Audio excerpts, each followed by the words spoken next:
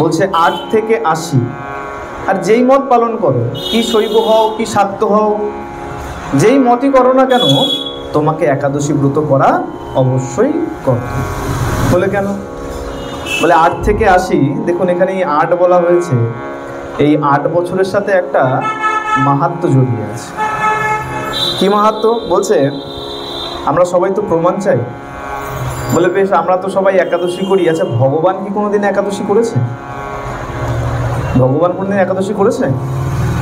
ভগবান শ্রীকৃষ্ণ করেছে একাদশী? বলে দেখো, কৃষ্ণ পর্যন্ত একাদশী করেছে, জানা আছে কারণ? ভগবান শ্রীকৃষ্ণ পর্যন্ত একাদশী করেছেন। ভগবান শ্রীকৃষ্ণের, বলবো?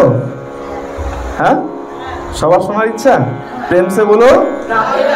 না, সবার ইচ্ছা নাই। তাহলে সবাই মিলে প্রেম সে বলো। ভগবানের বয়স তখন আন্দাজ 8 বছর। মা যশোদা এক পাত্র অন্ন নিয়ে গোপালের হাতে দিয়ে দিয়েছে। গোপাল, তাড়াতাড়ি ভোজন করে নে বাবা। এখন গোপাল হাতে নিয়ে নিয়েছেন, ভগবান হাতে নিয়েছেন, হাতে নিয়ে বিচার করছেন, আজকে তো একাদশী, আজকে তো একাদশী, আজকে তো একাদশীর দিনে অন্ন ভোজন করা উচিত হবে না। তাহলে কি করা যায়? বলে তাহলে এক কাজ করি, অন্ন অন্য কাউকে দিয়ে দিই, অন্ন অন্য কাউকে দিয়ে দিই। বলে বেশ, কাকে দেবো? চলে গেছেন গোয়াল ঘরে। কত গরু ছিল? নন্দ বাবা ধেনু কত? 9 লক্ষ ধেনু এক একজনের কাছে গিয়ে গিয়ে ঘুরেছেন, তুমি গ্রহণ করো, তুমি গ্রহণ করো। বলে কেন ঠাকুর, তুমি নিচ্ছ না কেন? বলে আরে জানো না আজকে একাদশী, একাদশীর দিন অন্ন গ্রহণ করতে নাই। বলে ও বাবা, বেশ তো, নিজে পাপের ভয়ে অন্ন সরিয়ে দিচ্ছ আর আমাদের বলছো গ্রহণ করতে, আর পাপের ভাব কিনা আমরা ভোগ করি।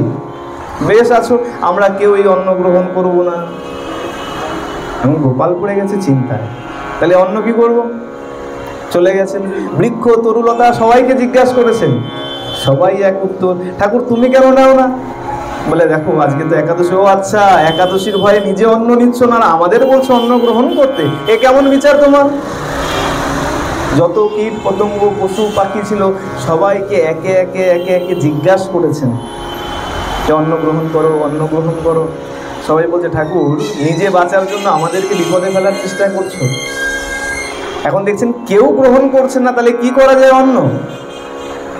চলে গেছেন গঙ্গার কাছে, মা গঙ্গার কাছে, সবার পাপ তো তিনি নেয়।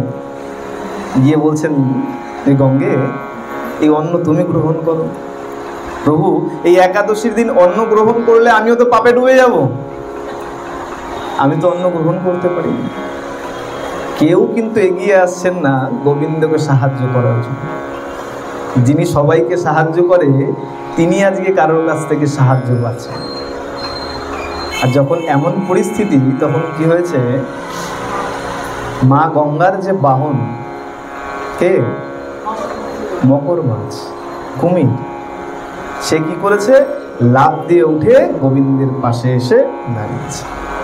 বলে প্রভু এই অন্ন দাও, আমি অন্ন গ্রহণ করছি, তবে একটা শর্ত আছে।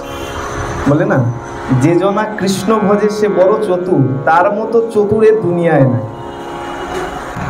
এখন সে মকর মাছ উঠে এসে কি বলছে? বলে প্রভু এই সমস্যার সমাধান আমি করে দিতে পারি, তোমাকে অন্ন গ্রহণ করতে হবে না, দাও অন্নের পাত্র আমাকে দাও, আমি গ্রহণ করছি, তবে একটা শর্ত আছে। কি শর্ত? বলে অন্ন আমি গ্রহণ করব, কিন্তু আমাকে তোমার অঙ্গে স্থান দিতে হবে। কি বলছেন? আমি অন্ন গ্রহণ করব, কিন্তু আমাকে তোমার অঙ্গে স্থান দিতে হবে। কত চতুর দেখুন। বলে আমি অন্ন গ্রহণ করব, অন্ন গ্রহণ করলে কি হবে?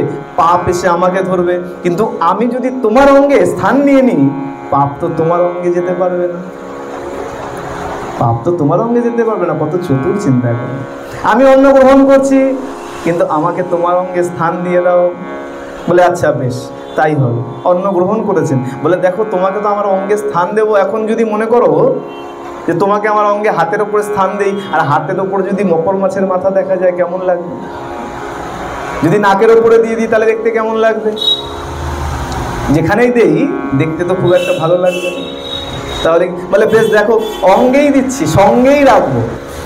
অঙ্গে নয় কিন্তু সঙ্গেই রাখবো। কোথায়? তুমি আমার বংশীর মাথায় বিরাজ করো। সেই থেকে ওই মকর মাছের মাথা ভগবানের বাঁশির মাথায় বিরাজিত হয়েছে।